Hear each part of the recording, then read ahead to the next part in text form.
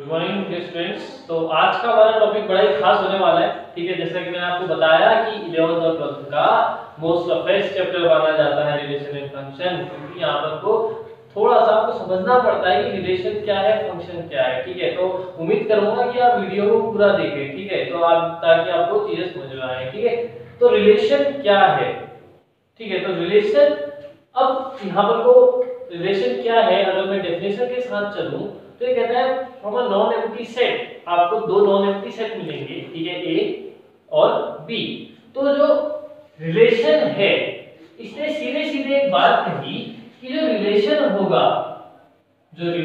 होगा वो सबसेट और इक्वल टू होगा कार्टेशियन प्रोडक्ट के। भाई इतने में बात हो जाती खत्म, इतने में बात हो जाती है खत्म कि रिलेशन जो है कार्टेशियन प्रोडक्ट का क्या है, सबसेट या फिर उसके इक्वल होगा। अब दूसरी बात कि रिलेशन कैसे आएगा। रिलेशन यहां पर किन्हीं दो सेट के बीच में, ठीक है, या फिर उनके एलिमेंट्स के बीच में हम रिलेशनशिप डिराइव करेंगे। ठीक है, वहां से हमको रिलेशन मिलेगा। ठीक है, तो ये बातें एक बार समझने के लिए हम एक एग्जांपल की हेल्प लेते हैं, आपको सारी बातें समझ में आ जाएंगी। अभी सिर्फ इतना ध्यान रखो कि रिलेशन कार्टेशियन प्रोडक्ट का सबसेट और इक्वल टू होता है, मतलब या तो सबसेट रहा होगा या फिर कार्टेशियन प्रोडक्ट के ही इक्वल रहा होगा। ठीक है, तो एग्जांपल है, अगर मैं कह लिया a इज इक्वल टू 1 2 3 और b इज इक्वल टू 4 5 6।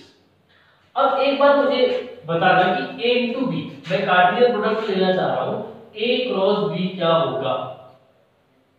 अगर आप एरे डायग्राम के साथ चलते हैं, जब मैं कल आपको सिखाया था, ठीक है, लास्ट वीडियो में हमने जो देखा था एरे डायग्राम, तो क्या बनेगा 1 4 1 5 1 6 2 4 2 5 2 6 3 4 3 5 3 6।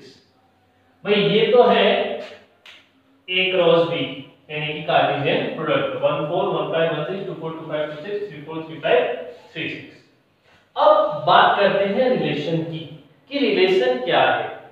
एक बात सुनना, मैंने लिया रिलेशन, इसमें एक R1 रिलेशन देख रहा हूं। भाई चीजों को समझने की कोशिश करना, यहां से थोड़ा सा चीजें कॉम्प्लिकेटेड होंगी। ठीक है, तो आपसे उम्मीद कर रहा हूं कि आप समझेंगे। मैं R1 रिलेशन ले रहा हूं जो A टू B जा रहा है, इसका मतलब है रिलेशन कहां से कहां है, A से B की ओर जा रहा है। ठीक है, relation from A to B।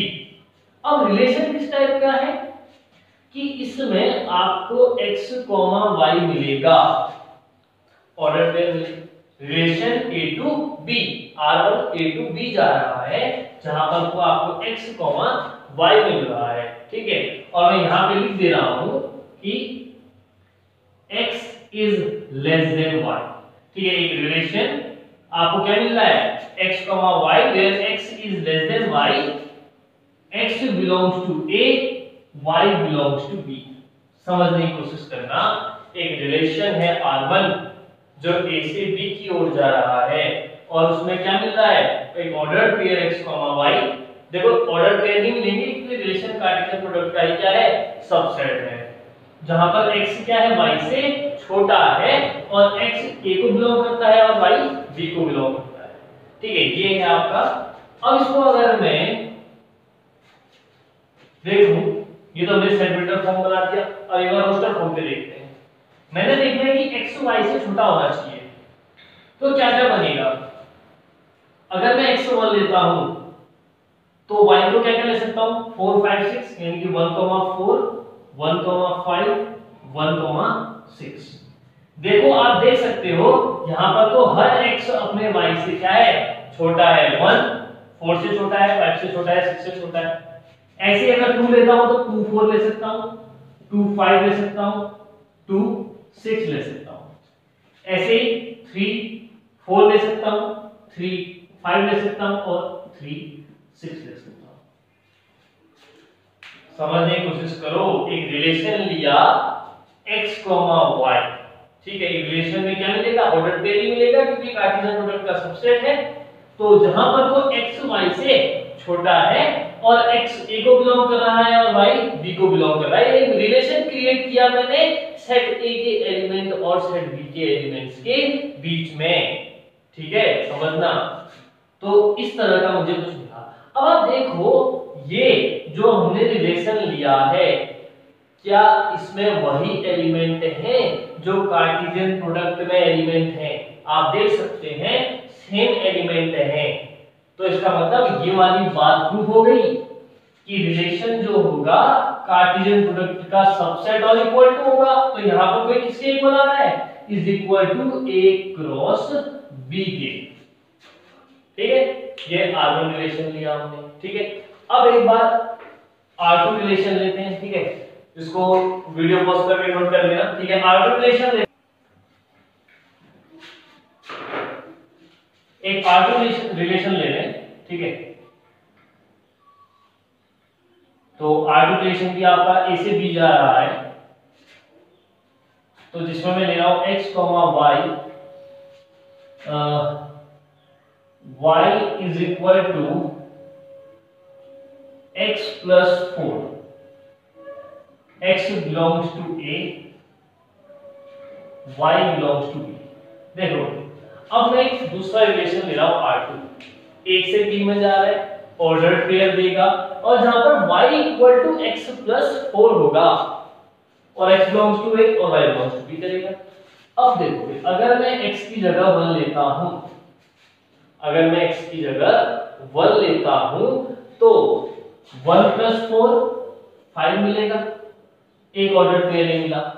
अब अगर x की जगह मैं 2 लेता हूं तो 4 प्लस 2 6 मिलेगा, और अगर मैं x की जगह 3 लेता हूं तो 3 प्लस 4 7 मिलेगा। लेकिन एक बात समझो, 7 किसको बिलोंग नहीं करता? B सेट को बिलोंग नहीं करता है। यहां कहा था ना हमने कि y किसको बिलोंग करेगा? B को करेगा। हर ऑर्डर पेयर में y किसको बिलोंग करेगा? B को बिलोंग करेगा। तो समझो ये वाली बात नहीं हो सकती, क्योंकि जब x की जगह हमने क्या रखा? 3 रखा, तो y 3 प्लस 4 कितना होगा? 7। बट 7 किसको बिलोंग नहीं करता? B को बिलोंग नहीं करता। तो ये वाली बात नहीं होगी, ये सिर्फ इतने में आगे समझ जाएगा। तो हमारे पास क्या मिला? 1, 5, 2, 6। आप देख सकते हैं कार्टेशियन प्रोडक्ट में 1, 5 और 2, 6 आपको दिख रहा है। तो ये किसका सबसेट है? कार्टेशियन प्रोडक्ट का सबसेट होगा। ठीक है, बात समझ आ गई होगी।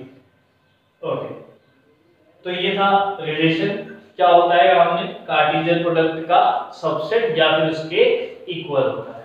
ठीक है, अब इसमें थोड़ा सा 2-3 टर्म कुछ नए आते, वो क्या है कि जो भी हम रिलेशन लेंगे, रिलेशन में जो ऑर्डर्ड पेयर होंगे, बात समझना, रिलेशन में जो भी ऑर्डर्ड पेयर होंगे उन ऑर्डर्ड पेयर के फर्स्ट एलिमेंट, उन ऑर्डर्ड पेयर के फर्स्ट एलिमेंट जो होंगे उनको हम कह देते हैं डोमेन। समझना, रिलेशन में ऑर्डर्ड पेयर के जो पहले एलिमेंट हैं, ठीक है, जो पहले एलिमेंट हैं वो क्या है? डोमेन। और सेकेंड एलिमेंट क्या है? रेंज। ये भी क्या होते हैं? सेट ही होते हैं। तो यहां पर तो अगर मैं इस रिलेशन का डोमेन कहूं तो कोई शक नहीं है कि आप क्या बोलोगे? 1, 2 और 3। आपको पता है कि यहां पर वो ऑर्डर मैटर नहीं करता है, 1, 2, 3। तो ये इस रिलेशन का क्या हुआ? डोमेन। और रेंज 4, 5, 6, हर बार वही आएगा। ठीक है, 4 यहां भी आ रहा है, 4 यहां भी, 5, 5, 5, 6। तो आप अगर इसको सेट में लिखोगे तो आप कहोगे 4, 5, 6। ठीक है, क्या बोला हमने कि रिलेशन के जो ऑर्डर्ड पेयर होंगे, पहला एलिमेंट कहलाएगा डोमेन, दूसरा एलिमेंट कहलाएगा रेंज। ठीक है, अब इस अगर रिलेशन R2 का डोमेन चेक करूं तो आप कहोगे क्या 1 और 2, ठीक। और इसका रेंज अगर आप चेक करते हो तो आप कह दोगे 5,6, ठीक है। तो domain first element order pair के और रेंज उसी ऑर्डर पेयर के सेकेंड एलिमेंट, तो उनका सेट क्या रेंज और फर्स्ट एलिमेंट का सेट क्या डोमेन, ठीक है। अब यहां पर को एक बात आप खुद कंक्लूड करो, देखो कि रेंज यहां पर को क्या आई 5,6, यहां पर को आई 4, 5, 6। तो आप देखो कि 4, 5, 6 तो किस सेट के इक्वल है, हमारे सेट बी के इक्वल है। बात समझना कि रेंज जो आई इस रिलेशन R1 में वो किसके इक्वल आ गई, सेट बी के, ठीक है। और यहां पर वो जो रिलेशन आया, सॉरी जो रेंज आई R2 रिलेशन में वो 5,6 अगर मैं देखूं तो इस सेट बी का क्या है, एक सबसेट है, ठीक। तो यहां पर एक बात कंक्लूड करने वाले हैं, समझना। उसको कंक्लूड करने से पहले एक चीज और बता दूं कि रेंज जिस सेट से आ रही होगी, बात समझना भाई, एक एक बात को सुनना कि रेंज जिस सेट से आ रही होगी उस सेट को हम कहते हैं कोडोमेन। दोबारा सुनना, रेंज जिस सेट से आ रही है that set is called codomain. तो यहां पर को कोडोमेन क्या है, सेट बी है, ठीक है। बात समझ में आ गई।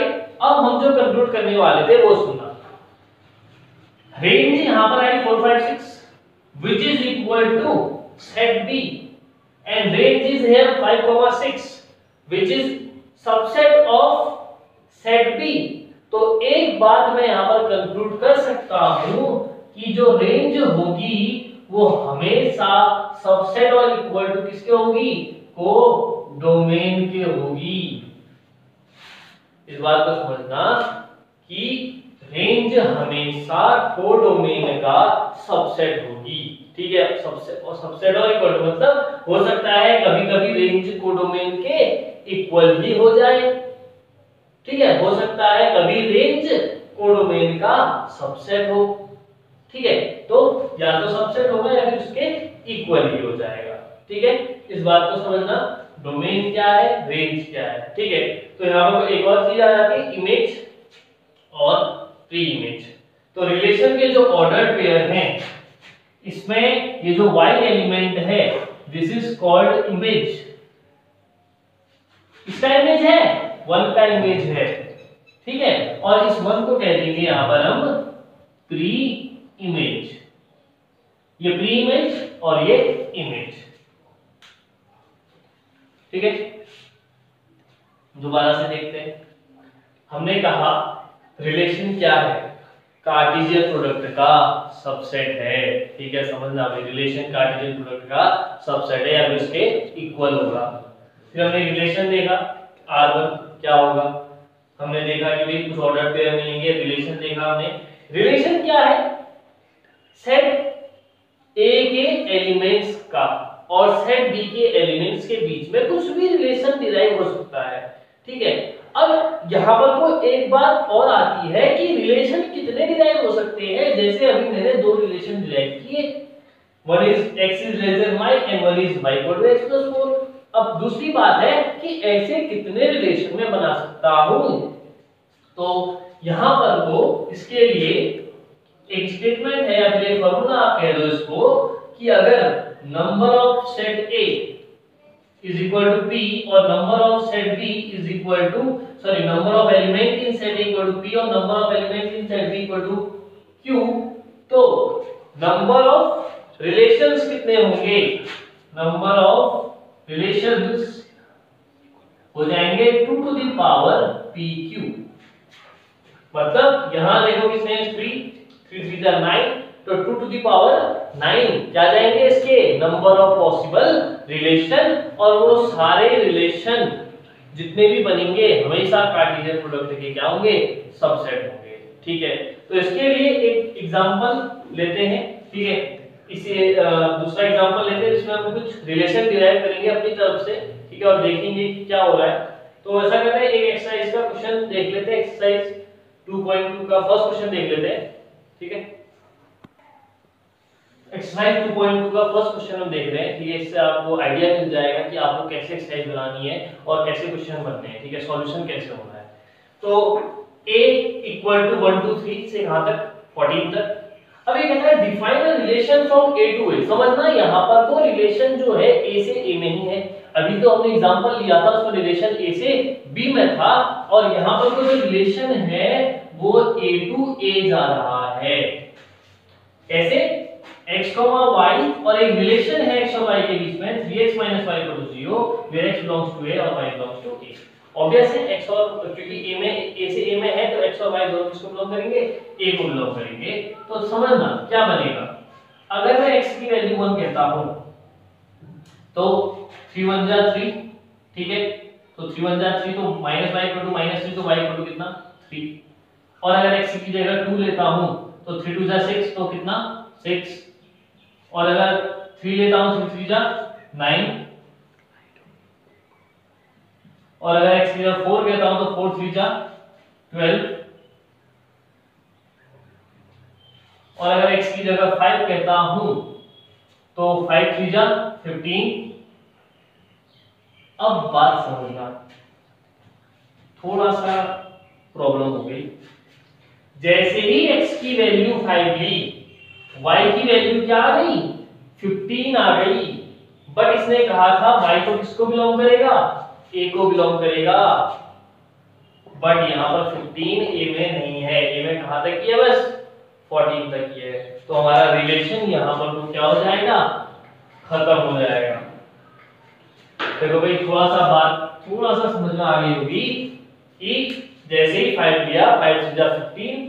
ठीक है, वहां बेचता तो पॉजिटिव 15 मिलता, बट 15 किसमें नहीं है, a में नहीं है। तो यहीं पर रिलेशन क्या हो जाएगा, खत्म हो जाएगा। ठीक, समझ में आ गई होगी बात। अब आते हैं डोमेन पे। डोमेन हमने कहा क्या होगा, फर्स्ट एलिमेंट, मतलब ऑर्डर पेयर के जो फर्स्ट एलिमेंट हैं उनका कलेक्शन, यानी कि क्या, 1 2 3 4। ठीक, और जो रेंज है वो क्या मिलेगी, 3 6 9 12। और जो कोडोमेन है, मैंने कहा कोडोमेन क्या होता है, रेंज जिस सेट से आ रही होगी, रेंज जिस सेट से आ रही होगी वो पूरा सेट क्या है, कोडोमेन है। तो कोडोमेन क्या, 1 2 3 4 कहां तक, 14 तक। ठीक, बात समझ आ गई होगी। अब रिलेशन कुछ नहीं है, relation is just a product, subset of Cartesian product. ठीक है, और रिलेशन कैसे डिफाइन होता है, सेट ए के और सेट बी के, कभी-कभी हो सकता है ए के सेट एलिमेंट्स का ए के एलिमेंट्स के साथ ही रिलेशन डिराइव हो जाए। तो यहां पर क्या है, ए का ए के साथ ही मिला।